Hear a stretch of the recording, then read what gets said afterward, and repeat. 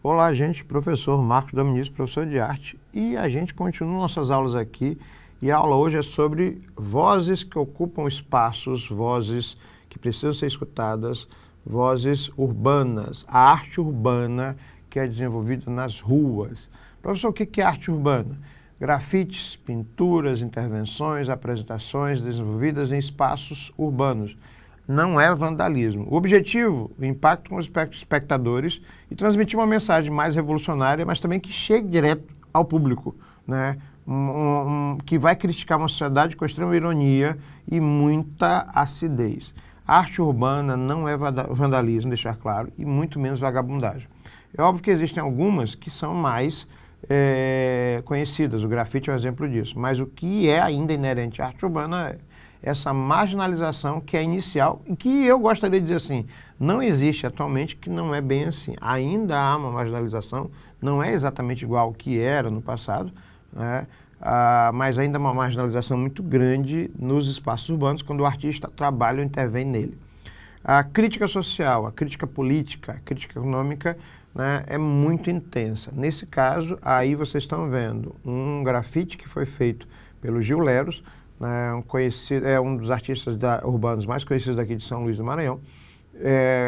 Nós somos conhecidos, acho o trabalho dele fabuloso. Isso aí que vocês estão vendo aí na tela, eu vou dar um zoom bem aqui, não tem mais esse do jeito que está, a gente só tem registros, foi feito na época da Covid-19, numa escadaria na região da praia, que ele chama de Avenida Litorânea, e aí é uma homenagem aos enfermeiros e médicos, profissionais da saúde, nesse período, né? Inspirado em fotos reais, ele faz um grafite gigantesco. Estilo do artista, expressão própria, diferentes técnicas. Não existe uma métrica, por exemplo, para todos os artistas de grafite, né? Você tem variações na arte urbana. Você pode ter grafite, pôsteres adesivos, moldes, murais, sprays. Cada artista possui seu propósito individual, sua própria técnica e seu próprio padrão estético pré-definido. Nós temos um problema aí grande quando a gente fala de arte urbana, por exemplo. Há uma proibição de manifestações artísticas em locais públicos. Em contrapartida, a Constituição diz que todo mundo tem direito à igualdade, segurança e propriedade nos seguintes termos, né? É livre a manifestação do pensamento, sendo vedado o anonimato.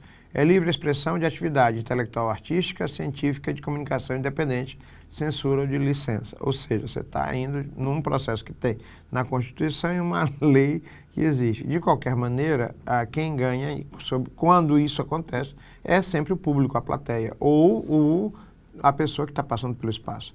E é quando a gente imagina que a arte urbana é uma coisa recente, a gente volta até a Grécia pré-socrática, onde essa arte urbana, ou seja, feita na rua, ela é uma manifestação cultural e literária, né?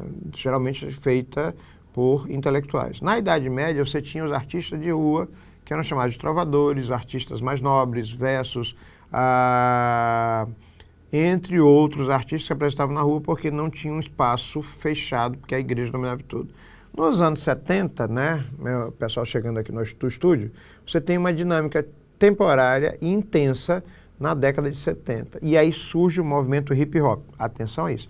Movimento hip hop. Hip hop não é só grafite, não é só dança, não é só música. Hip hop é todo um movimento sociocultural com ideais específicos, com uma estrutura pré-estabelecida, com conceitos sociológicos que usam nessas manifestações isso que eu falei.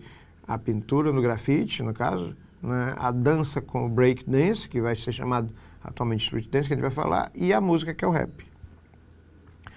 Arte escrita, cantada e musical, né? Desenhos de rua, manifestação política social, teatro de rua, estátuas vivas, artista popular.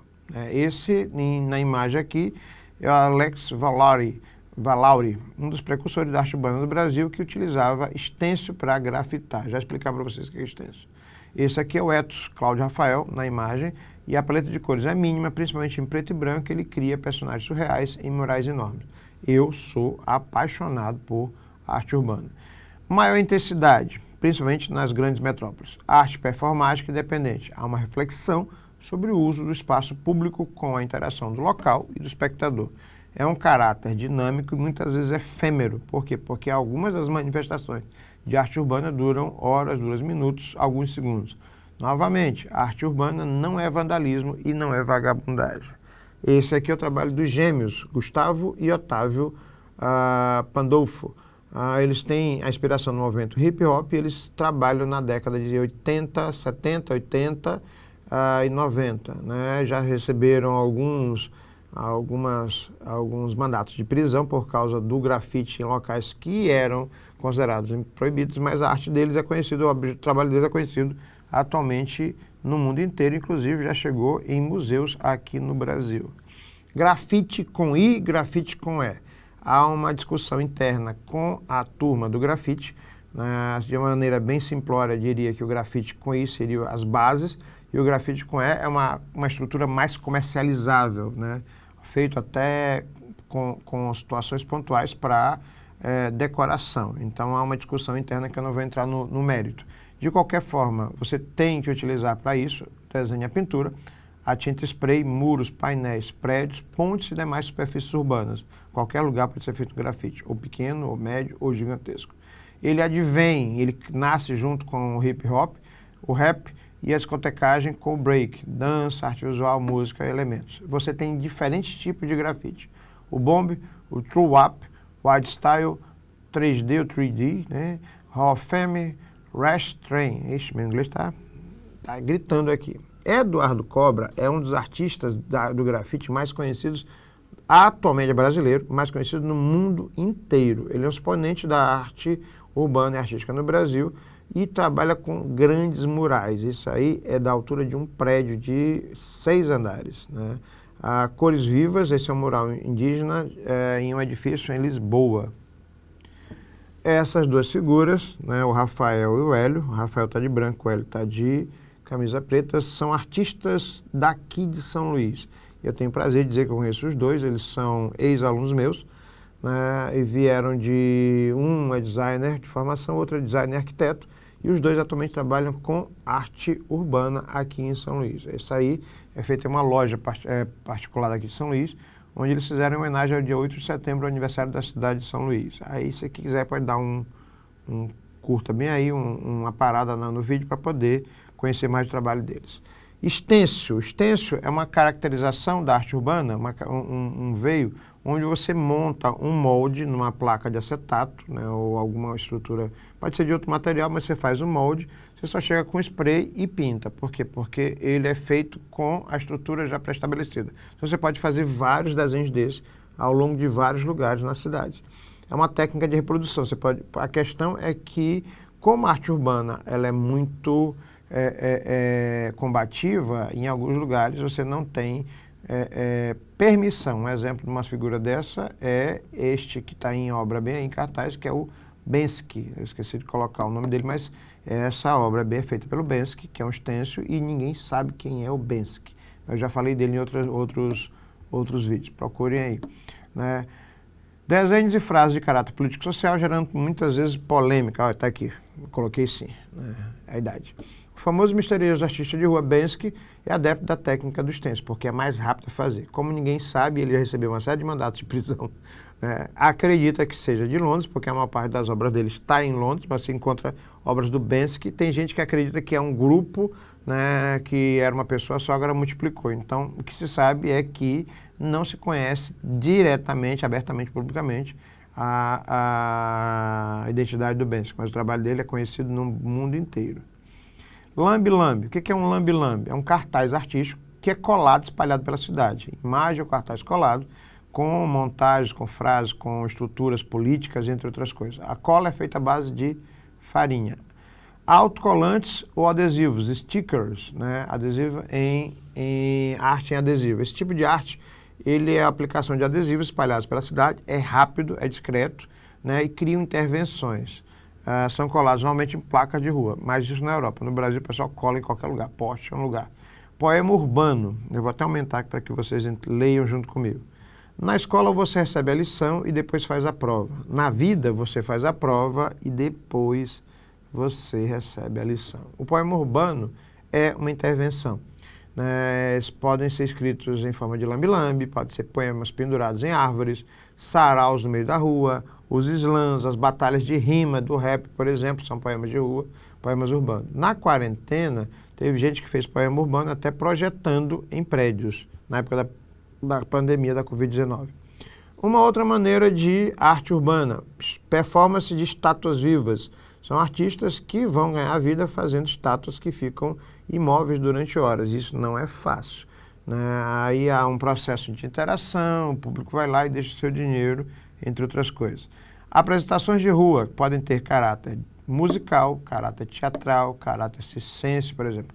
Malabaristas, trapezistas, palhaços, né, entre outros. Podem ser individuais ou em grupos e costumam atrair pessoas e público de rua. E aí, novamente, a arte de rua não é vandalismo. Esse artista ele está trabalhando, só que o local de trabalho dele é a rua, deixar isso claro. Rap, né, para quem gosta, eu acho o rap fabuloso. Rhythm and Poetry. Acredito que eu tenha dito de maneira correta, mas se não foi, me desculpem, que traduzindo significa ritmo e poesia. O rap, essas três letrinhas que significam isso que eu acabei de falar, ele mescla um ritmo intenso com rimas poéticas, integrando o cenário cultural conhecido como hip hop. Então, o rap é a música do hip hop. O rap tem um contexto social, cultural, político. Ele surge na Jamaica nos anos 60, mas vira um produto comercializável nos Estados Unidos nos anos 80. Como entender o rap? Primeiro, desconstruam os preconceitos, né? Por quê? Porque o rap é uma das formas musicais mais socialmente combativas, né? Expressões das comunidades. O rap fala sobre o cotidiano dos bairros, das comunidades, de grandes cidades, das minorias, entre outras coisas, utilizando para isso versos e refrões. Por exemplo, nessa foto você tem o Harry Swales, né? Que é um rapper americano conhecido. Onde o rap nasce e ganha forma, né? Os guetos de Nova York dão forma nos anos 70, no Bronx, o bairro que na época eram tomados pela pobreza e pela violência, foram capturando um olhar mais intenso, particular e crítico, né? Como é que a gente consegue entender o rap? Os versos contêm a maior parte do narrativo e do lirismo. O refrão é uma seção repetida, cativante para fisgar o ouvinte. O freestyle rap, ou seja, o rap livre, os rappers improvisam letras no local, as batalhas. Há um processo criativo, que é maravilhoso e fantástico, e um raciocínio rápido de um rapper, frequentemente usado em batalhas. As três áreas do rap, você tem a entrega, a cadência e o tom de voz, que é o esquema da rima do jogo do mundo. As duplas são chamadas de MC, letra cantada. E aí você tem o DJ ou disc jockey, essa é a tradução nos anos 80, que é responsável pelos efeitos sonoros e mixagens, certo? Então tem todo um processo para a gente entender o rap. O rap trabalha com samples. O que seriam samples? O uso de trechos de outras canções que permitem alterar, criar uma batida. O scratch, por exemplo, é um efeito sonoro, o som provocado pelo atrito da agulha, né, que seria uma parada de som, num toca-disco originalmente, que hoje já é feito eletronicamente. No vinil, o vinil voltou, né, mas ele é mais um objeto meio histórico, mais artístico, mais artesanal, mas isso hoje é feito de maneira eletrônica. A gente ainda falando de arte, a gente falou das artes visuais, né, o grafite, as variações, da música, tem muita coisa de arte urbana. Eu estou tentando fazer um compilado. E aí a gente vai entrar na dança. Você acha que só tem break dance e street dance? A coisa é um pouco maior, né? Existem diversas manifestações de dança de arte urbana, entre elas o break dance, o street dance e as artes e as danças urbanas. Por que eu coloquei dessa maneira? Porque o break, ele é a parte original. O street é a dança de rua que pode ter variações. E as danças urbanas são as diversas manifestações de dança que podem ser feitas na rua, que não são nem break, nem street dance, como a gente conhece hoje em dia. A disputa onde a dança é a principal arma, a principal e única arma, é o break dance, que o Comitê Olímpico Internacional, o COI, colocou como modalidade olímpica ano passado, em 2024, nas Olimpíadas de 2024. Essa decisão das Olimpíadas gerou uma grande discussão, né? A dança não é esporte para algumas pessoas, e aí eu não vou entrar no mérito porque a discussão é na área de quem pratica. Então tem gente que não considera o breakdance como dança, tem gente que considera o breakdance como dança, tem gente que não considera como esporte e achou absurdo entrar. Então é uma discussão ainda que está em curso, certo? O breakdance é praticado por b-boys e b-girls, ou seja, quem pratica é chamado dessa maneira. O atrito da agulha no toca-discos, nos anos 80, no disco de vinil, e é um dos 4 expoentes e elementos do hip-hop. Grafite, rap, break e discotecagem. Então, o hip-hop nasce inicialmente com esses 4 expoentes. Atualmente temos mais? Sim. Né? Ligado às periferias de todo mundo, o breakdance é esporte, é dança e é estilo de vida, e é ligado à cultura do hip-hop, que é uma cultura urbana, ok? Bom, essa mistura de esporte com arte, por que eu estou falando isso? Porque vocês vão ver isso nos próximos períodos e anos. Foi a grande novidade das Olimpíadas desse ano, 2024. Essa decisão que gritou gigantescamente, né, colocando em discussão. Entretanto, para a gente conhecer a história do breakdance, é necessário que a gente volte aos anos de 1970. O break tem passos inspirados em cantores e dançarinos daquela época, entre eles um cantor afro-americano chamado James Brown, diga-se de passagem, um dos mais fabulosos que eu já conheci, e ela é uma das integrantes, essas variações são uma das integrantes do street dance, ou seja, o break é uma das variações, as danças de rua. Street dance nem sempre significa break, break seria a mãe, talvez até a avó das street dance. Street dance, ritmo, coordenação, equilíbrio, expressão corporal e conscientização de equipe. Novos passos, criatividade, dança nova, novas danças sociais urbanas, hip hop, dance, entre outras variações de nomes e nomenclaturas que são utilizados para o street dance. Música de hip hop ou rap. Os dançarinos usam palavras já conhecidas do estilo, então existem pontuações que inclusive foram utilizadas nas Olimpíadas. Nos anos 80, o breakdance ganha formato mais específico. Por quê? Porque eram feitos como festas, chamadas de block parties, né, festa de quarteirões, ou house parties. Né, a cidade de Nova York é a base. E se organizava uma festa no quarteirão em Nova York e eram improvisadas com histórias baseadas no hip hop. Variações das danças de rua. O looking, ele nasce em Fresno, na Califórnia, e trabalha com movimentos rápidos dos braços, juntamente com posições de pausa, onde o dançarino parece estar congelado. Né? Sabe aquela história do robô? É mais ou menos aquilo. Então a gente acha que tudo é breakdance, tem variações. O breaking, rodas e através de batalhas entre grupos, que eu já falei para vocês. O popping, movimento de contração muscular que imita o robô, já é uma variação do looking. O cramping, marcado por movimentos de estilos expressivos e uso de pinturas faciais. Esse aí é o popping, né? E ele foi criado por Sam Boogaloo Sam, membro do grupo Electric Boogaloo, e eles se movem como se fossem robôs, né? Isso é bem interessante. Então, existem variações das danças de rua. Walking Pumpkin, influência do jazz, movimentação de pernas e braços em grandes ângulos e mais fluidez. Era muito trabalhado por clubes gays da época de 1970. O Vogue, ele é uma manifestação muito forte do movimento LGBTQI a mais, e imitam poses de modelos adotados por uma revista icônica americana chamada Vogue, por isso o nome da variação de dança de rua que depois ganha as houses, as casas. Waving, variação do pop, movimentos de músculos que imitam ondas pelo corpo.